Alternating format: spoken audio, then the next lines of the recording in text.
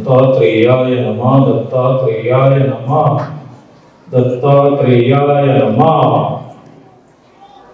इथे सर्वांना एकत्र आणणाऱ्या विचारांचा उत्सव चालू आहे, महोत्सव चालू आहे. हा परमाब्दी विचारांचा महोत्सव आहे. आणि आनंदाची गोष्ट अशी आहे की छोट्या छोट्या बालकांना सुद्धा त्याचं महत्व समजत आहे. ही अत्यंत आनंदाची गोष्ट आहे.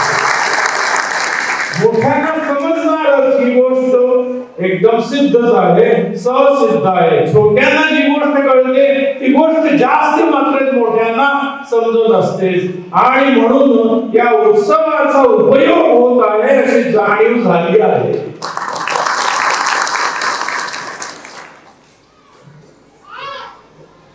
एक विषय झाला की परमाब्दी हा विश्वसनीय आहे. नंतर विषय झाला अभ्यसनीय आहे. अभ्यसनीय कित्येक जण म्हणतील अनेक विषय आहे. फिजिक्स हा सुद्धा अभ्यसनीय अभ्यास करावा लागतो. केमिस्ट्री हा सुद्धा अभ्यसनीय विषय आहे. सगळे विषय अभ्यसनीय आहेच आहे. आणि हाही अभ्यसनीय विषय आहे. आज आपला विषय आहे परमाब्दी विचारांची सुज्ञेयता. सुज्ञेय अत्यंत ज्ञेय. बाकीचे विषय इहलौकिक जीवन जगण्यासाठी आहे. अत्यंत ज्ञेय म्हणजे अत्यंत जाणून घेण्याला योग्य. अत्यंत हे बाकीचा अभ्यास जो आहे बाकीच्या विषयांचा, भौतिक विषयांचा, हा व्यावहारिक जीवनासाठी आहे. व्यावहारिक जीवनाला उपयोगी असे विषय आहे.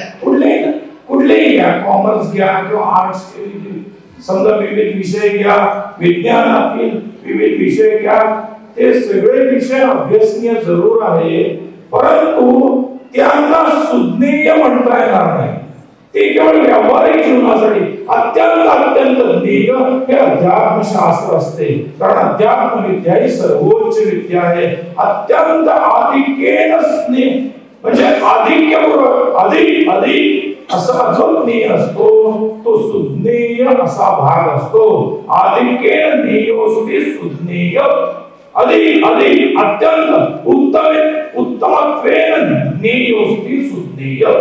उत्तमत्वाने अतिशय जो ज्ञेय आहे.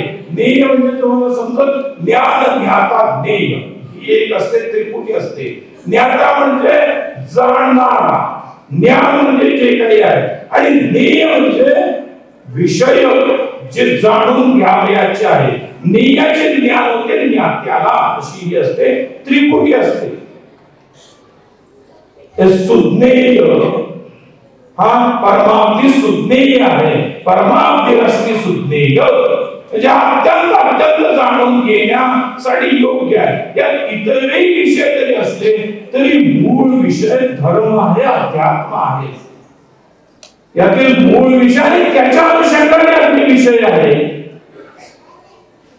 आता आपण जे काही रोज सांगतो तिथं मूळ केंद्रबिंदू अध्यात्मच आहे. ते समजवायसाठी दुसरे अनेक गोष्टी सांगाव्या लागत असतात. केंद्रस्थान अध्यात्मच आहे. आणि म्हणून अनेक बाकीच्या जीवनावश्यक गोष्टी ज्या काही आहेत, जे काही जीवनावश्यक विषय आहे त्याचाही अंतर्भाव त्यामध्ये परमाब्दीमध्ये आहे. जसं आपणाला सांगण्यात आलं का की त्यात समजा न्याय व्यवस्था, सगळ्या व्यवस्था, शिक्षण व्यवस्था, अर्थव्यवस्था वगैरे सगळंच आहे. परंतु मुख्य केंद्रबिंदू अध्यात्म हाच आहे. आणि म्हणून अध्यात्म हे सुज्ञेय आहे. ज्याचा केंद्रबिंदू अध्यात्म आहे असा परमाब्दी म्हणून सुज्ञेय आहे. अत्यंत जाणून घेण्याला योग्य आहे असा त्याचा अर्थ आहे.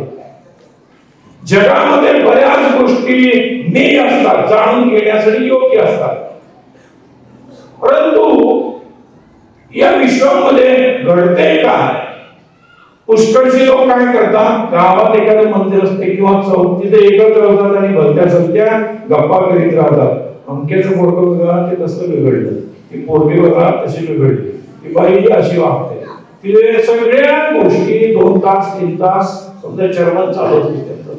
म्हणजे एक प्रकारची समजा निंदा होत असते. त्या गोष्टी ज्या काही आहे कानावर बातम्या ठेवा, कानाजवळ. ते दुसऱ्याची निंदा करण्याची काही गरज आहे काहीच नाही, परंतु वेळ घालवायचा त्यांच्याकडे भरपूर आहे. इथं आडीच्या डोंगरात काय चालू आहे तिथं येणार नाही, तिथं यायला वेळ नाही. गावच्या कटकावर बसून भरपूर वेळ घालवली. याची पोरगी त्याची वागली, त्याचं पोरग त्याचं वागलं, ती बाई वेगळी, तो माणूस तसा करतो. सगळं सगळं हे एकदम पवित्र. अरे दुसऱ्याच्या घराची निंदा करण्यापेक्षा स्वतःच्या घरी काहीतरी वाईट करू शकते याची समजा जाणीव पाहिजे. की दुसऱ्याची चिमी बिघडली असं तुम्ही म्हणता, तुमच्या घरातली चिमी बिघडू शकते नाही, हा विषय आहे. दुसऱ्याची निंदा करण्यात वेळ घालवण्यात. परंतु ह्या भलत्या लोकांना तेच ध्येय आहे, तेच जाणून घेणार, ती माहिती आहे.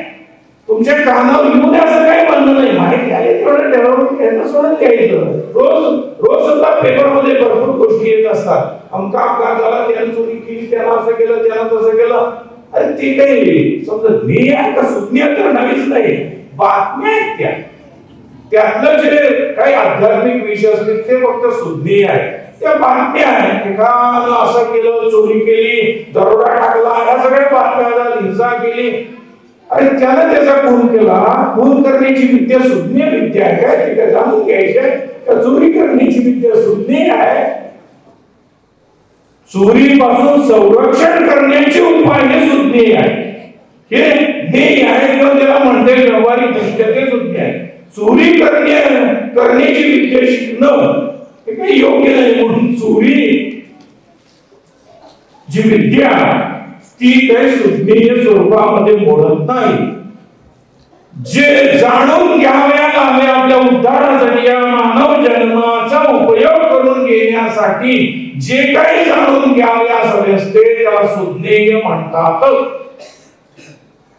जे काही चांगलं आहे, अधोगतीला जाणारे जेवढे विषय आहे, जे विषय दुरवस्थेकडे नेतात म्हणजे वाईट अवस्थेकडे नेतात, ते विषय हानिकारक आहे, ते सुज्ञेय नाही, ते जाणून घेण्याला योग्य नाही. साधे समजा ज्ञेय सुद्धा नाही. ते विषय ते सुज्ञेय आहे जे आपल्या हितासाठी आहे, उत्कर्षासाठी आहे, उद्धारासाठी आहे, वर जाण्यासाठी. अधोगतीकडे नेणारे विषय जाणून घेण्याची आवश्यकता अजिबात नाही.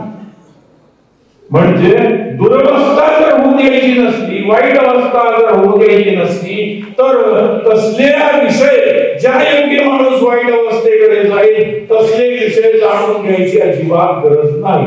म्हणून तसले विषय हे सुज्ञ ठरत नाही, साधे ज्ञेय ठरत नाही. सुज्ञ म्हणजे अत्यंत ज्ञेय.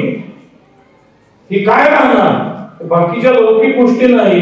अध्यात्मशास्त्र हे सुज्ञेय आहे आणि परमार्थीमध्ये ते मुख्यत्वाने आहे. मुख्य विषय अध्यात्मशास्त्र आहे, धर्मशास्त्र, आणि म्हणून परमार्थी हा सुज्ञेय आहे, विशेषत्वाने जाणून घेण्याला योग्य आहे.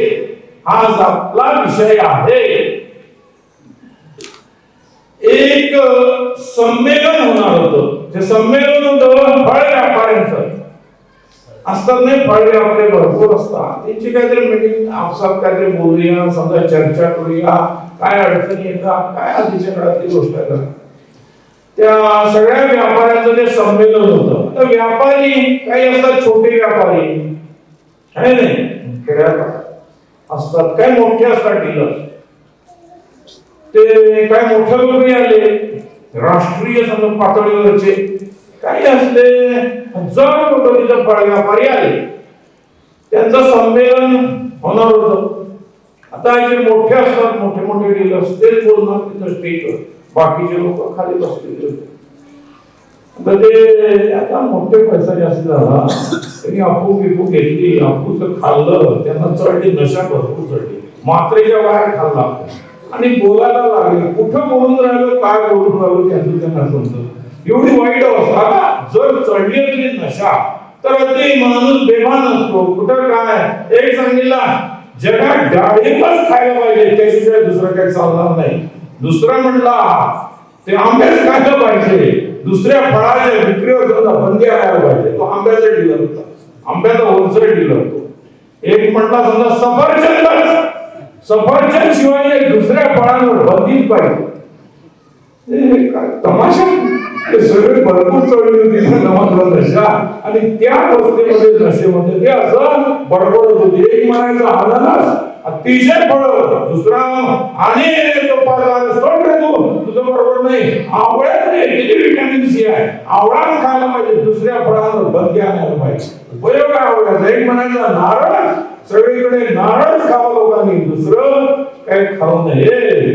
असले जे फळ एवढे जेवढे त्यांना चढली होती नशा, ते मेन म्हणजे हे बाकीचे फळ विक्रेते काय करतात, अनेक फळं ठेवतात, तो केळी कुठं सफरचंद असे भरपूर ठेवतात, त्यांचा हट्ट नसतो एवढा, त्यांच्याजवळ जेवढे असतात फळं त्या सगळ्यांचीच विक्री व्हावी, पण जे मेन असतात डीलर त्यांचं तो माझंच फळ सगळ्या भारतात खपायला पाहिजे, दुसऱ्याचं फळ नाही चालणार. ते चढली होती नशा. तसं जगामध्ये घडत असते, चढलेली असते नशा, चढलेली असते नशा. त्यामुळे माझंच मत जे आहे, माझंच मत तेच फक्त मान्य व्हायला पाहिजे, दुसरं कोणाचं मत मान नशा चढली असते नाही, ती सांप्रदायिक स्वरूपाची नशा चढली असते. त्यामुळं ते तसले व्यापारी ते झाडं लावले महान पुरुषांनी, समजा साधू संतांनी लावले, विविध संप्रदाय रूपी झाडं ते साधू संतांनी लावले. त्यांचे उपकार नाही विश्वावर, कुठलेही पंथ असो, त्यातील संत असो, त्या सगळ्यांचे उपकार आहेतच. आणि आपल्या जवळ आपल्या चित्तामध्ये त्या सगळ्यांविषयी आदरभाव आहेच आहे. परमात्मेमध्ये सुद्धा सगळ्यांचा आदर आहे. जेवढे असतील संप्रदाय, त्या सगळ्या संप्रदायातील सगळ्या संतांविषयी, सगळ्या दैवतांविषयी याला परमात्मेला अत्यंत आदरभाव आहेच आहे. परमात्मेमध्ये तो आदरभाव आहे.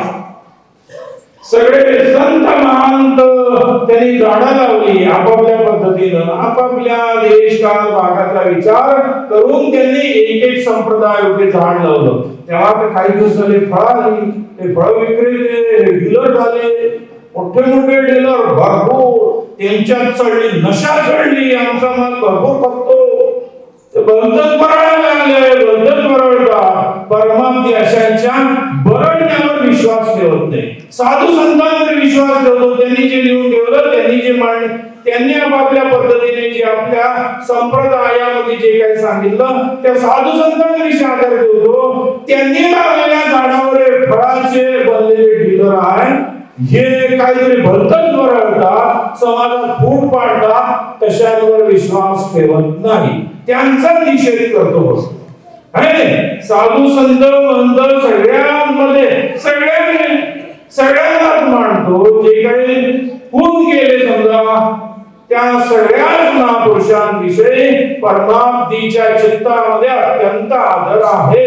भारतातल्याच नाही, सगळ्या विश्वात जेवढे कोणी मुनी संत महंत समजा ऋषी मुनी काय म्हणत असाल तुम्ही, बुद्ध काय, सगळ्यांविषयी परमात्मेच्या चित्तामध्ये अत्यंत आदर आहे. या बामट्यांविषयी नाही बघते डीलर अच्छे बनले आहे, हे खरेच वरून दाखवत असेल वेश कुठला तरी, परंतु नुसतं त्यांना नशा चढल्या, सांप्रदायिक नशा. असं त्यांना मोठा बाजार चालू असणार, त्यांच्या मालाला मागणी भरपूर असणार, मान्य करतो मी, त्यांच्या मालाला मागणी भरपूर असणार, परंतु त्या संतांनी लावलेल्या झाडाची, संप्रदाय झाडाची फळं विकून त्यांना चढते नशा. तर परमात्मा सगळ्या फळांचा आदर करतो आहे. सगळे फळ एकच फळ खायला पाहिजे, हे कुठला तमाशा आहे? अरे विविध फळांमध्ये वेगवेगळे विटॅमिन्स असतात, काहीतरी वेगळं सगळ्यांचाच उपयोग आहे. एकच फळ खाणं चालेल, त्याला विटॅमिन समजा सी ची आवश्यकता नाही, भरपूर आहे. त्याला आवळा तुम्ही खोदून तिथे मारला काय करता? ज्याला हिमोग्लोबिन जास्ती झाला आहे त्याला आणि पुन्हा विटॅमिन सी किंवा फॉलिक ऍसिड भरपूर दिलं तर ते ओव्हर होईल नाही. ते जास्ती झाला हिमोग्लोबिनची मात्रा, त्याला जेवढी पाहिजे तेवढी. प्रत्येक फळाचा विषय वेगळा आहे. फळं सगळे चांगले आहेत. एखाद्याला समजा शुगर झाली आहे, ज्या फळांमध्ये जास्ती शुगर आहे ते फळ त्याला खायला लावले चालत का? अजिबात चालणार नाही. एखाद्याला पित्ताचा विकार आहे, जेवल्या आंबट फळं खाल्ले तर चालतील काय? उपाशीपोटी खाल्ले काय होणार नाही. जेवल्यावर आंबट फळं खाल्ले तर ते आम्ल सगळं जेवण आम्लमय होऊन जाणार, सगळ्यांना पोटातलं आम्लमय होणार आणि पुन्हा आम्लता वाढणार. म्हणजे फळं सगळ्यात चांगले हो, परंतु ज्याचा त्याचा स्वभाव ज्याच्या त्याच्या शरीराला जसं रुचणार तसं ते फळ त्यांना घ्यावं. सगळेच फळ समजा चांगलेच आहे, कुठलं वाईट नाही आहे. तुम्ही अननस खावा, पपई खावा, सीताफळ खावा, रामफळ खावा, कुठलीही फळ खावा ठेवा, सगळे फळ चालतात, काय चांगले काय सगळे. परंतु माणसानं भरतीच्या सगळं मात्र दादागिरी करण्यात असते. पण आपले काळातले डीलर्स भयानक विचित्र आहे. डीलर मोठं त्यांचा जो जप असतो अतिशय मोठं असते नाही, त्यामुळे ते आपली दादागिरी चालवतात. परंतु ते अनर्थ मूलक आहे. हे म्हणजे हेच हेक्टर मोठा माणूस होता. तो म्हणला जगात भरपूर क्षेत्र आहे, परंतु त्या ठिकाणी गेल्यावरच उद्धार होणार तुम्हाला, दुसरा नाही.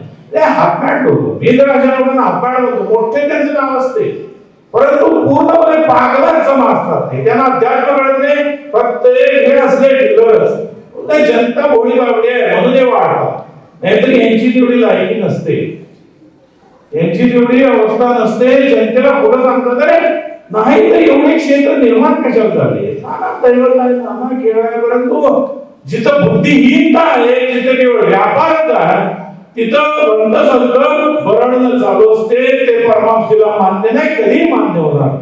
तसल्या फालतू गोष्टी कधी मान्य होणार नाही. सगळ्या संतांविषयी आदर, सगळे जे आहे समजा दैवत ते महानच आहे, सगळे दैवत एकच आहे. ही भावना योग्य आहे, ती भावना त्यात आहे. परमात्मेमध्ये आपलं जेवढं काही वागणं आहे त्या सगळ्या वागण्यात त्याचा भलते सत्य लोक जे सांगत असतात, भरडत असतात, ते मान्य केणार नाही. जनता मानू दे नाही तर न मानू दे, त्याच्याशी घेणं देणं नाही, त्याच्याशी आम्हाला घेणं देणं नाही. जनता काय गोडी बाबडी आहे. जनता हा भाग वेगळा आहे. जे सत्य आहे अशाच महत्व आहे, जे असत्य आहे त्याला काही महत्व नाही. माणसाला आपल्या जीवनात जे सत्य आहे ते घ्यायला पाहिजे. आधीच उल्लेख केला, सगळ्या धर्मात संप्रदायात काहीतरी मुळात काहीतरी सत्य असते, बाकीचा भाग सुद्धा पोपट पसरण नंतर असतो. तो एक भाग सांप्रदायिक भाग असतो. मुळात काहीतरी सत्य असते आणि ते सत्य एकच असते. सगळ्या संप्रदायातलं, सगळ्या जेवढे काही समजा धर्म विषय त्यामधलं एकच सत्य असते, ते सत्य ज्ञान. सत्य या जगामध्ये 50 असणार का? जे काही सत्य आहे ते एकच असणार नाही. असं कसं 50 राहील? 50 संप्रदाय 50 पद्धतीने त्या सत्याकडे बघतात, एवढाच फरक. याचा विचार वेगळ्या वेगळ्या पद्धतीने करतात. एकच सत्य तत्व आहे, एकच सत्य आहे, ते 50 कसं राहील? वेद उपनिषदापासून सगळे सांगत आले एकच सत्य आहे, कसं काय 50 सत्य? आमच्या पंथात वेगळं सत्य, तुमच्या पंथात वेगळं सत्य, असं कसं 50 सत्य राहील? हे एकदम फापट पसारा आहे. म्हणून जे काही शाश्वत आहे त्या सत्याचा आधार घ्यावा. एक माणूस होता, त्याचा आधार असते ना कार्ड, ते समजा मिळत नव्हतं तेव्हा. काहीतरी शंका असणार, हा माणूस भारतीय आहे की नाही, भारतीय आहे की नाही, असा त्याला शंका असणार. त्याला आधार कार्ड मिळालं, नंतर समजा मात्र पॅन कार्ड सुद्धा मिळालं. त्याला अतिशय आनंद झाला. आधार लागला. अरे आधार म्हणजे तो काय क्षण बघून आधार, फक्त भारतात कुठेही फिरता येईल, भारताचा नागरिक एवढ्याचा आधार. ओळख, खरा आधार, उद्धारासाठीचा आधार हा जीवनाचा खरा आधार असतो, तो मिळवायला पाहिजे. आधार कार्ड काय भारतात फिरता येईल, त्या आधार कार्डाने कुठेही भरणार नाही. साधं व्यावहारिक आधार त्याला पूर्ण नाही. आधार कार्ड आलं म्हणजे पोट भरते, पोट भरण्याचा सुद्धा आधार नाही, तो फक्त ओळखपत्र आहे. मी भारतीय नागरिक आहे, याच्या पलीकडे काही आहे का आधार? फक्त ते आधार म्हणजे आपण भारतीय नागरिक आहोत, याच्या पलीकडे काही नाही. उद्धारासाठीचा आधार तो माणसाने शोधायला पाहिजे. उद्धाराची इमारत बांधायची आहे, एक समजा साधना करायची आहे, त्या साधनेसाठीचा जो आधार, मग तुम्ही त्याला काय म्हणा, मंत्र म्हणा, काय म्हणा, तो आधार जपायला पाहिजे. त्यावर सगळी साधनेची इमारत निर्माण होणार आणि जिथं पोहोचायचं तिथं पोहोचणार. आधार पाहिजे ना. आधार म्हणजे मूलभूत सुद्धा पाया. आध्यात्मिक क्षेत्राचा पाया तुम्ही कुठलाही आधार घ्या, त्याला इतरही आधार रूपाने तुम्ही काहीतरी घेऊ शकता. मंत्राला किंवा तुमची कुठली साधना, योग साधना, ध्यान साधना काय असेल ते, तुमच्या ज्या काही साधना तुमच्या जीवनात चालतात त्या आधारभूत असतात. त्या आधाराच्या आधारावर सगळं चालत असते. म्हणजे त्या आधारावर सगळी इमारत असते, तुमच्या साधनेची इमारत असते. आता आणि एक असाच माणूस होता, त्याला वाटलं काय सांगता गव्हर्नमेंट आधार कार्ड मागते, पॅन कार्ड मागते, उठलं की तेच. आणि तशी परिस्थिती आहे, सगळं ते मागते. आधार कार्डच्या पॅनच्या सगळं मागत राहत. त्याला दिलं कुठे ठेवायचं, एका दिवशी विसरणार, ठेवण्यात येणार नाही, राहणार नाही खिशात. तो विचार केला आपण लिहूनच घेऊया, बोलून घेऊया. आधार एक आधार नंबर, दुसऱ्या हातावर पॅन नंबर असला त्यानं केलं. एक कुठे ते विसरले गेलं. अरे आजकालचा काळ तर असा, सारखा आधार द्या, पॅन द्या, कुठेही सारखं चालूच असते ते. त्यामुळे काय बोललं नाही, हातावर घेऊन घ्या. ती इंक असते जी समजा अमितशाही असते, ती सहजासहजी मिळत नाही. त्या चायना जी करण्यात येते स्पेनिंग, अशाला आपण म्हणतो समजा गोंधवले. ते त्यानं लिहून घेतलं, दोन हातावर घेऊन एका ठिकाणी गेला. त्यानं विचारले कुठं आधार, एका ऑफिस मध्ये. त्यानं बघितलं ते समजा लिंक नव्हते झाले, आधार कार्ड आणि पॅन कार्ड लिंक नव्हते झाले. त्यानं विचारलं तुझं लिंक केलं नाही तू, आधी भरपूर चालत होतं, लवकर लिंक करा, इतके पैसे भरा, लिंक का नाही केलं. ते म्हणलं दोन्ही एकमेकाशी लिंक आहे का नाही,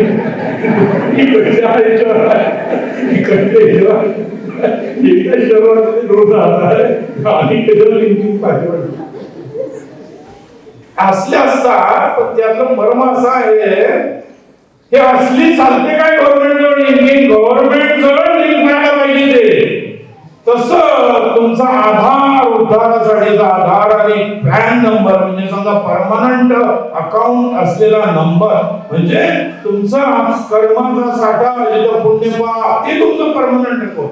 हे पॅन म्हणजे परमनंट अकाउंट, त्याला म्हणतात फक्त समजा परमनंट अकाउंटचा नंबर, परमनंट अकाउंट नंबर म्हणजे पीएम. हे आहे काय खरं, जोपर्यंत जीवन आहे तोपर्यंत. या पॅन म्हणजे काय, खरोखर परमनंट अकाउंट आहे ते, तुमच्या कर्माचं अकाउंट, किती पुण्य पाप, याला एक परमनंट अकाउंट म्हणता येतो. इथं हे आधार आणि पॅन आपल्या जवळ लिंक करून चालत नाही, गव्हर्नमेंट जवळ लिंक व्हायला पाहिजे. आपल्या देशातले जे आहे समजा शासन, त्यांच्या दरबार. तसंच तुमचं उद्धारासाठीचा आधार आणि तुमचा पॅन हा जे विश्वास आहे गव्हर्नमेंट शासन, तिथं लिंक व्हायला पाहिजे, तिथं जोडले गेलं पाहिजे. तर नाहीतर नाही झालं, नाहीतर हे आहे माझ्या हातात, हे झालं लिंक असं चालतंय. तिथं जे गव्हर्नमेंट आहे, विश्व शासन आहे नाही, सगळे विश्वावर हे शासन राष्ट्राचे शासन, हे म्हणजे व्यावहारिक शासन, जे इथं थोड्या वर्षांना समजा बदलत राहतात शासन, तर नाही बदलत. म्हणजे अनादी काळापासून अनंत असं आहे ते. त्या शासनाच्या ठिकाणी तुमचं आधार कार्ड आणि पॅन कार्ड लिंक व्हायलाच पाहिजे, त्याच्याशिवाय चालत नाही. आधार म्हणजे उद्धारासाठीचा आधार आणि तुमचं बाकीचं अकाउंट, किती पुण्य केलं, किती ज्ञान मिळवलं, काय मिळवलं, सगळं अकाउंट पाहिजे. तुम्ही म्हणाले पुण्याची काय गरज आहे, ते असंच ते एखाद्याला ज्ञान झालं, ज्ञानाला मुक्त होऊन जाईल, परंतु ज्ञान झाल्यानंतर जे ऐश्वर्य असते ते ऐश्वर्य त्या पुण्याशिवाय मिळत नाही. एखादा साधा माणूस, त्याला ज्ञान झालं, तोही उतरून जाईल, मुक्त होऊन जाईल. परंतु मुक्त झाला म्हणजे तो काय महान जे महर्षी असतात त्यांच्या एवढा सामर्थ्यशाली झाला असं नाही. ते मोठे जे समजा होऊन गेले महापुरुष, किंवा समजा संत महात्मा होऊन गेले, त्यांच्या एवढं तर सामर्थ्यशाली झालाच नाही.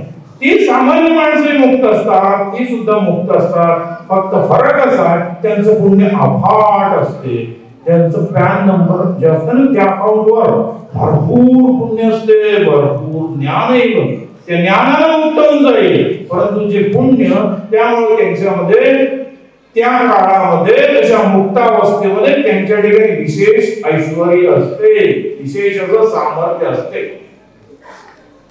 म्हणून हे सगळं इथं चाललेलं नाही. हे जे अनादि अनंत शासन आहे ते खरं परमनंट अकाउंट नंबर. हे काय आता ते खरोखर परमनंट आहे, नावाला परमनंट आहे. अरे देव परमनंट नाही, या देवाच्या नावावर असलेले हे पॅन नंबर काय परमनंट आहे? ते म्हणायची पद्धत आहे बघा. ते तुमचे 10 बँकेत खाते असले तर ते अकाउंट नंबर सामान्य आहे, 10 खाते मिळून तुमचा परमनंट अकाउंटचा एक नंबर आहे, एवढाच त्याचा अर्थ आहे. ते 10चे वेगवेगळे नंबर असतील, त्या 10 मिळून एक परमनंट अकाउंट नंबर आहे, एवढं त्या परमनंटचा अर्थ आहे. खरंच स्थिर अकाउंट नव्हे. अध्यात्मशास्त्राच्या आधारे तुम्ही जे मिळवता, अध्यात्मशास्त्र जे सुज्ञेय आहे त्याच्या आधारे तुम्ही जे मिळवता ते तुमचं अकाउंटेबल होते, तुमच्या अकाउंट मध्ये जमा होते. ज्ञान पुण्य वगैरे वगैरे वगैरे सर्व. अन्यथा नाही होणार. होईल काय? नाही होत. म्हणून हे सगळं जोडायला पाहिजे. ते पावडर म्हणले तसं होत नाही, ते खरोखर जोडायलाच पाहिजे. जे आहे अनादि अनंत काळापासून गव्हर्नमेंट त्याच्या दरबारी त्या समजा गव्हर्नमेंटच्या ऑफिस मध्ये हे सगळं आपलं अकाउंट परमनंट अकाउंट आणि सगळं उद्धाराचा आधार हे सगळं लिंक व्हायलाच पाहिजे. त्याच्याशिवाय आणि हे माणसाला समजणार कसं? वाचन केल्याशिवाय, जाणून घेतल्याशिवाय समजणार नाही. अत्यंत अत्यंत जाणून घेण्याचा विषय आहे हा. आता मी सांगितलं काय सोपं आहे, पण तसं नाही. ते व्यास वशिष्ठ विश्वामित्र ते मुक्त झाले. एखादा सामान्य माणूस मुक्त होतो म्हणून तो काय विश्वामित्र बनतो का वशिष्ठ बनतो?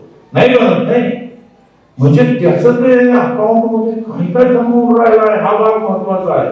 मुक्त होऊ शकतो कोणी. आजपर्यंत काय तेवढेच लोक झाले मुक्त अशा सर्व सामान्य माणसंही झाले, परंतु त्यात फरक आहे. त्यांचं अकाउंट मजबूत आहे, अतिशय मजबूत आहे. पुण्याचा जागाही आहे, ज्ञान यालाही आहे त्यांनाही आहे, परंतु त्यांचं अकाउंट मजबूत आहे, परमनंट अकाउंट आहे.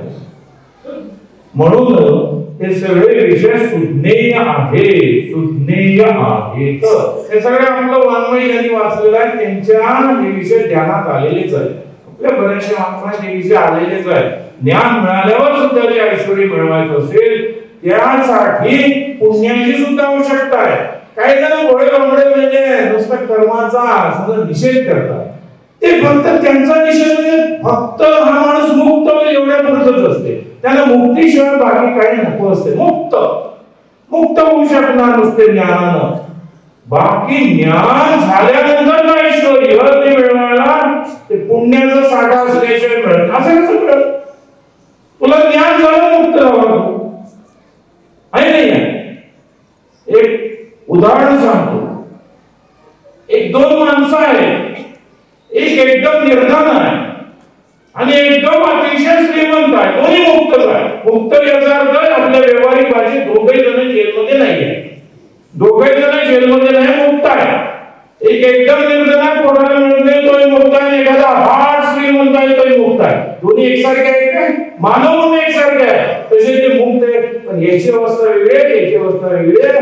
त्याला लोक भेटतात, आमदार खासदार मंत्री म्हणतात, काहीतरी म्हणतात. त्याची पोस्ट मध्ये फरक आहे का नाही? तसंही अध्यात्माच्या क्षेत्रात असते. मुक्त हजारो लाखो किती असू शकतात, करोडो असू शकतात, परंतु विशेष ऐश्वर्यासाठी पुण्याचा साठा लागतो. पुण्य मग समजा तपस्वीच्या माध्यमातून मिळेल किंवा इतर काही ज्या काही गोष्टी असतात पुण्याच्या त्यातून मिळेल, परंतु पुण्य हे माणसाला ज्ञानाच्या जोडीला असल्यास ते उत्कर्षाकडे नेते, विशेष अशा सामर्थ्याकडे नेते. हे विषय सुज्ञेय आहेत सगळे, अतिशय जाणून घेण्याला योग्य आहे. ज्ञान झालं, मला झालो, मी मुक्त झालो, सगळं समजलं मला, म्हणजे मी आता त्यांच्यासारखा झालो, वसिष्ठासारखा अभिमान होतो. अभिमान होऊन जाईल तसं नसते, त्यात सगळा फरक असतो. म्हणून या विश्वात सगळ्या श्रेणी आहे, श्रेणी आहे. एका श्रेणी मुक्तात्म्यांमध्ये सुद्धा श्रेणी असतात. हा फरक त्यात असतो. आणि म्हणून हे सगळे विषय सुज्ञेय आहेत, समजून घेण्यासाठी योग्य आहे. परमाप्तीमध्ये किंवा परमाप्ती माणसांना समजावा यासाठी जे वाङ्मय आपण लिहिलाय त्यात हे विषय बहुतांश मात्रेमध्ये आलेले आहे. म्हणून हे सगळं समजायला पाहिजे. म्हणून हा परमाप्ती सुज्ञेय आहे, परमाप्ती रस्ती सुज्ञेय. आता एक ऋषी येऊन गेले, त्यांचं नाव होतं सत्यायन ऋषी.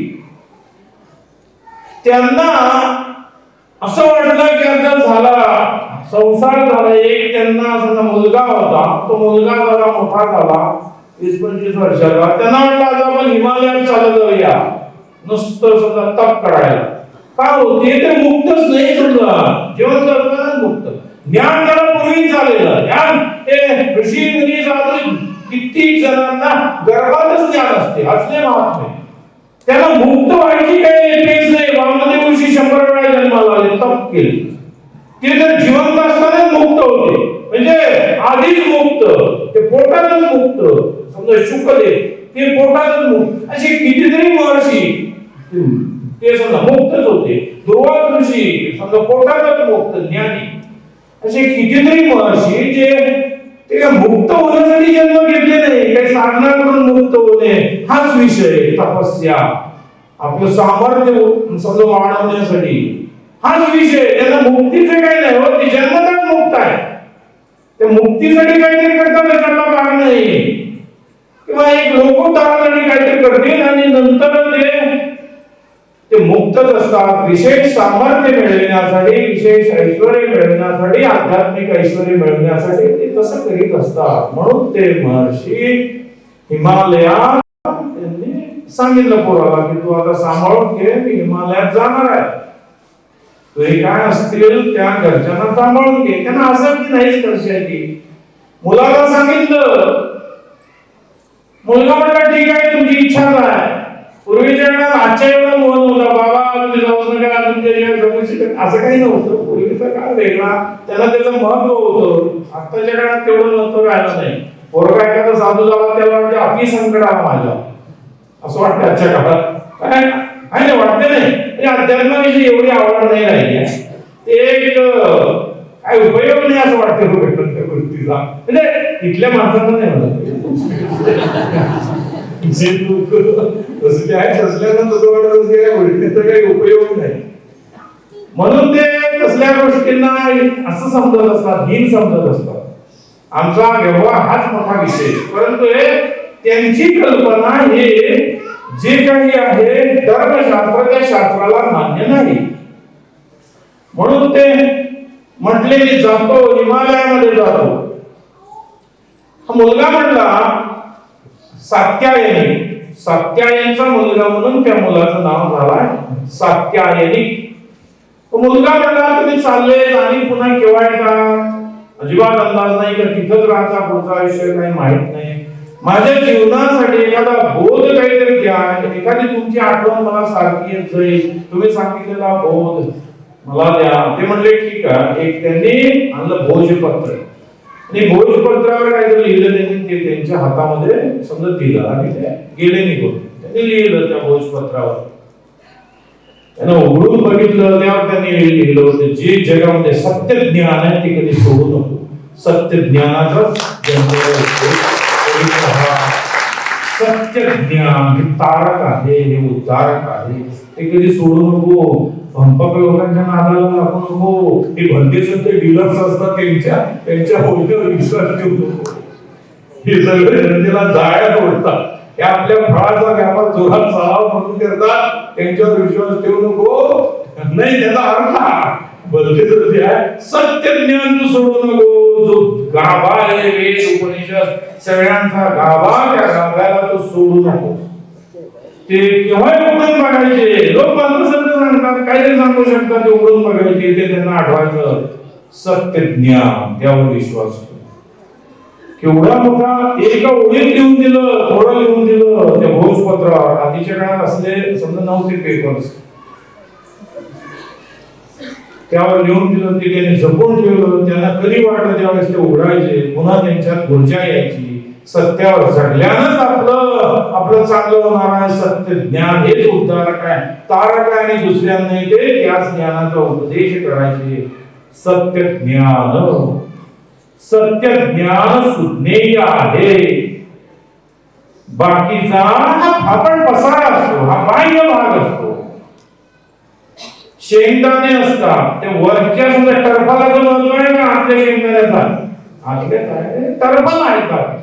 टरफलावर एवढं बोलण्यात काय मजा आहे? कुठल्याही संप्रदायाला बाह्य भाग काही असणार काय योगात पडलेला असतो, समजा रूढी काहीतरी निर्माण झालेल्या असतात, परंतु आज जो गाभा असतो तो सत्य ज्ञानाचाच असतो. कुणी संत कुठलेही असू द्या, जगभरातले असू द्या, मग ते चीन मधले समजा कन्फ्युशन्स असतील, लाओत्से असतील, किंवा अन्य कोणी असतील, तिकडचे अब्राहम असतील, कोणी असतील, किंवा मोझेस असेल, आपल्या इथले हिंदूंमधले सगळे आचार्य, ते सगळे सत्य ज्ञानावर अवलंबून असल्यामुळे, त्यांनी सत्य ज्ञानाचाच आधार घेतल्यामुळे ते तेवढ्या अवस्थेला पोहोचलेले असतात. असत्य ज्ञानाला नाही. बाकी देशकाल परत्वे, राज्य परत्वे, काही बाह्य गोष्टी त्या त्या देशात, त्या त्या राज्यात काही निर्माण होत असतात. तो बाह्य भाग असतो, अंतर्गत गाभा एकच असतो. आणि तो भाग म्हणजे सत्य ज्ञान होय. असं हे त्या महर्षींनी लिहून ठेवलं होतं भोजपत्रावर. आता ते भोजपत्र राहिले नाही, आता सगळे पेपर झाले. लोकांच्या डोक्यात भलतेच पेपर्स घुसले, जे भलते सल्ले लिहायला लागले. भलत सल्ल ते वांगणारे ते भलत सल्ल लिहिण्यात येते, त्यामुळे जनतेला बोध होत नाही. जो एका ओळीने पुढे येऊन जात होता तो आता हजार विचारांचा मारा चालू असतो, हजारो विचारांचा मारा चालू असतो. त्यामुळे कुठलं सत्य मानायचं ते माणसांना समजत नाही. अत्यंत अवस्था माणसाची वाईट होत जात असते. या संप्रदायाला खरं म्हणायचं की त्यातलं खरं म्हणायचं, कारण बाह्य काही असतो. एक म्हणतो या देवाचा उद्धार, या देवाचा जप केल्यानं उद्धार होईल, दुसरा म्हणतो दुसऱ्याचा, तिसरा म्हणतो तिसऱ्याचा. हे असे बाह्य संप्रदायांमध्ये राहणार. परंतु त्यामुळं माणसाची बेभान अवस्था होत असते. काय आहे, काय सत्य आहे समजत नाही, कुठलं नाम घ्यावं, काय घ्यावं, हा सगळा पेच असतो. आणि म्हणून त्यातून काहीतरी मार्ग निघणं तरी अत्यावश्यक असते. अशा संभ्रांत अवस्थेत राहण्यात अर्थ नसतो. यातून एकच मार्ग की सगळ्याचं सार काय आहे, काय सत्य ज्ञान आहे, सगळ्या जगभरच्या धर्म पंथातील त्याचं सत्य ज्ञान काय आहे ते समजून घेणं हाच एकमेव मार्ग आहे.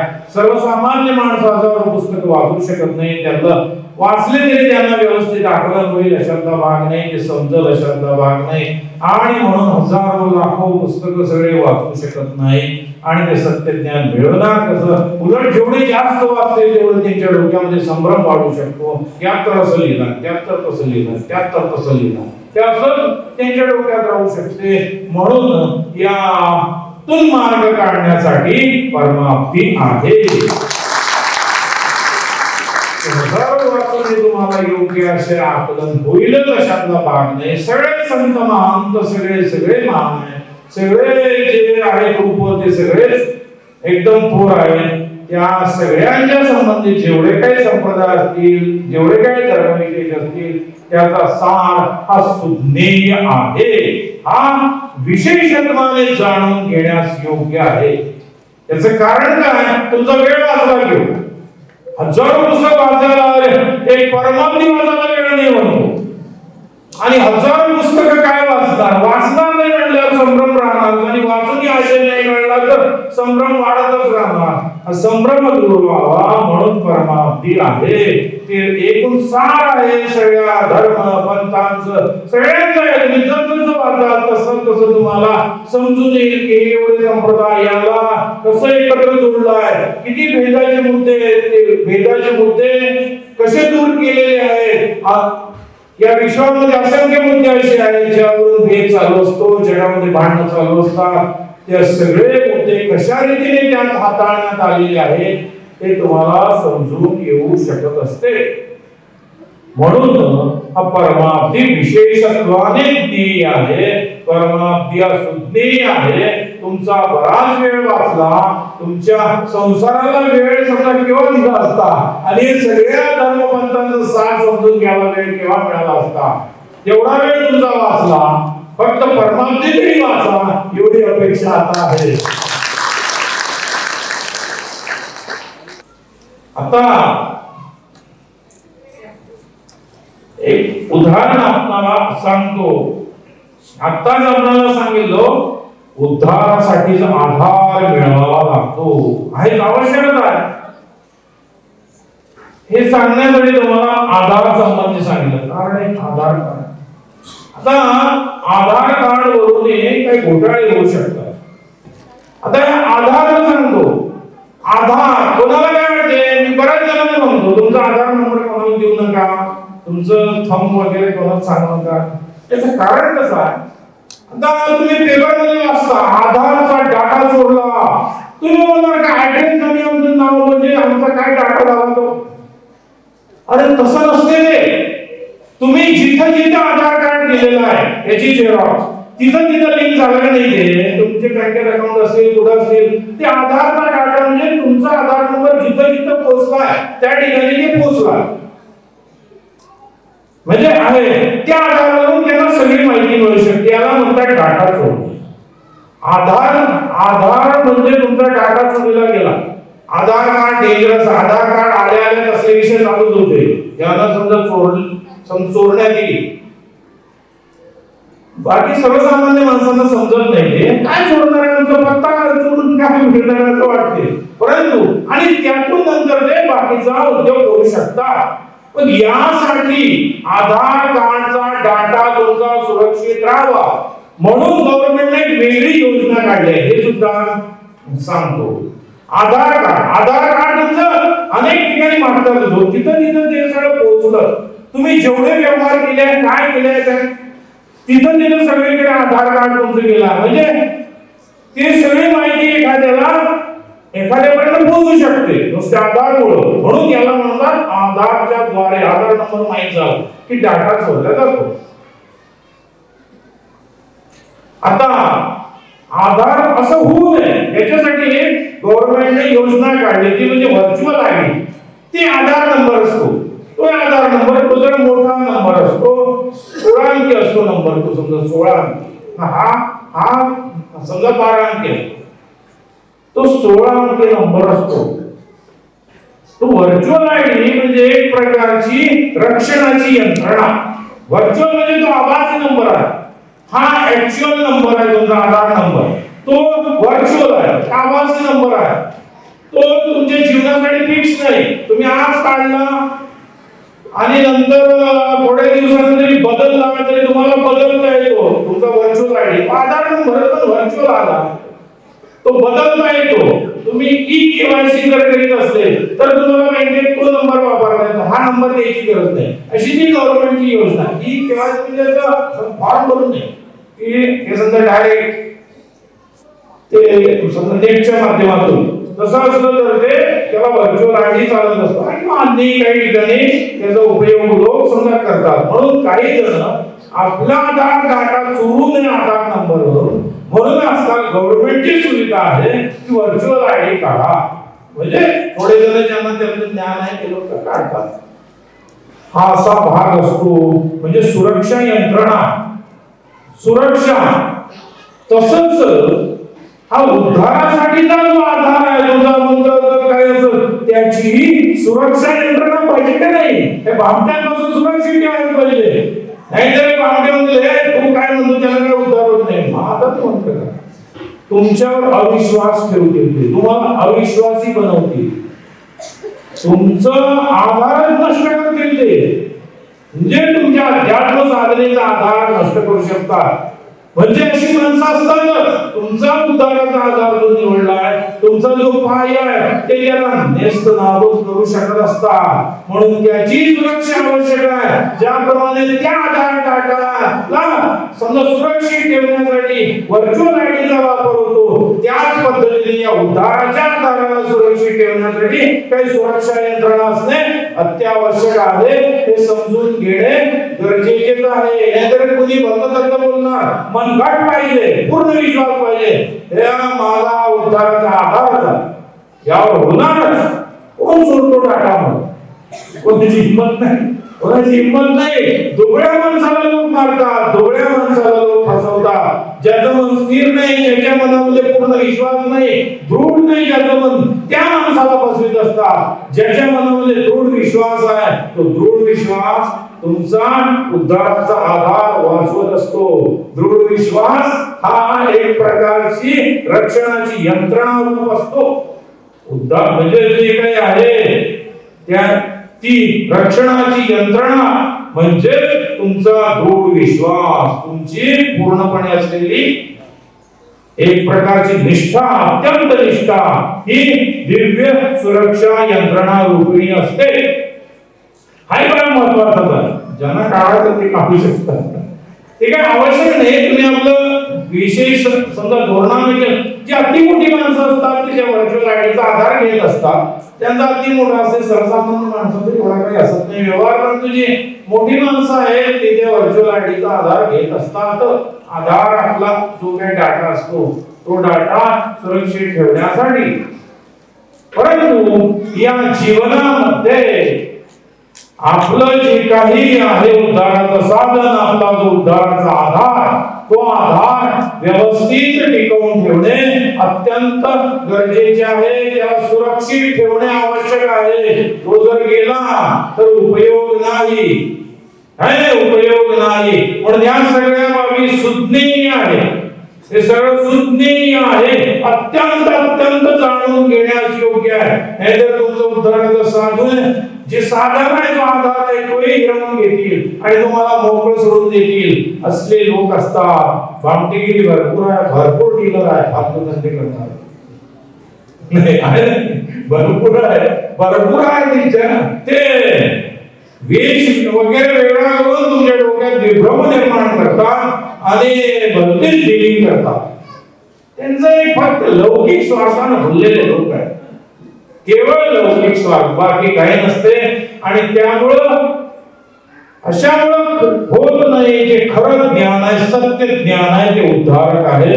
सत्य ज्ञानाला कधी सोडू नये. सर्व धर्मांना, सर्व संप्रदायांना व्यापणार सत्य ज्ञान हे उद्धारक आहे. त्यानंच तुम्ही आध्यात्मिक परीक्षेत उत्तीर्ण व्हाल. विषय काम झाला उत्तीर्ण होण्याचा. शाळेमध्ये असे भरपूर विद्यार्थी होते. कारण याच्यामध्ये परीक्षेमध्ये बरेच नापास झाले. 80% वर नापास झाले. 20% राहिले, 20% तेवढे पास झाले. ती परीक्षा समजा कडक होती, बोर्डाची परीक्षा. नापास भरपूर झाले. एक मुलगाही नापास झाला, तो तिथे गेला शाळेत. तो त्याचे वडील गेले आणि त्याचे वडील त्याला म्हटले हेडमास्टरला, माझ्या मुलाचा सत्कार करायला पाहिजे. हेडमास्टर नापास झाला नाही, एखादा सत्कार करायचा. नापास झाला तुमचं पोरगं, सत्कार करायलाच पाहिजे तुम्ही. ते म्हणला कसं काय करायला पाहिजे ते सांगा. ते म्हणला 80% लोक नापास झाले, बहुमत आमच्या बाजूला आहे. बहुमताचा जमाना आहे, बहुमत आमच्या बाजूला आहे. बरं, आता एवढे नापास झाले, तुझ्या मित्राचा होण्याची आवश्यकता काय सरकार? तो म्हणला याला सगळ्यात कमी मार्क आहे म्हणून माझ्याच पोराचा हा नापासांचा लीडर आहे, नापासांचा लीडर आहे हा, म्हणून त्याचा सत्कार व्हायला पाहिजे. सगळ्यात कमी मार्क आहे नाही आहे. हे असले आध्यात्मिक दृष्ट्या नापास होऊनही अपेक्षा बाळगतात सन्मानाची. नापासांचे लीडर असे भरपूर आहेत. त्यांना लीडर म्हणा किंवा सुद्धा डीलर म्हणा, ठीक म्हणा तुम्ही, ते तुमच्यावर सोबवला आहे, तुम्ही काय म्हणू शकता. परंतु हे असले असतात त्यांच्या जीवनामध्ये धर्म वर्तन असल्याच्यातला भाग नाही, अध्यात्माचा माणूस असत नाही. फक्त कुठल्या तरी फळाचे व्यापार करतात, मोठी डीलरशिप असते, याच्या पलीकडे काही नाही. म्हणून तसल्या भंपक गोष्टीवर विश्वास ठेवणे, परमार्थीचा आधार घ्यावा. तो सुदृढ आधार आहे, तो पूर्णपणे जाणून घेण्यास योग्य आहे. परमार्थी रस्ती सुज्ञेय ते लक्षात ठेवावे. भंपक गोष्टीत फसू नये, नाहीतर तुम्ही आणि विचलित झाले, कोणीतरी तुमचा आधार उद्धारासाठीचा आधार ओढून घेईल आणि नंतर आधार रहित अवस्थेत इकडे जायचं का तिकडे जायचं अशी अवस्था होत असते. कुठलाच मार्ग सापडत नाही आणि विश्वासहीन अवस्थेमध्ये माणूस आपलं गंतव्यस्थान गाठू शकत नाही. जिथं पोहोचायचं तिथं पोहोचू शकत नाही, इकडे जायचं तिकडे जायचं अशातच राहतो आणि योग्य स्थळी पोहोचू शकत नाही.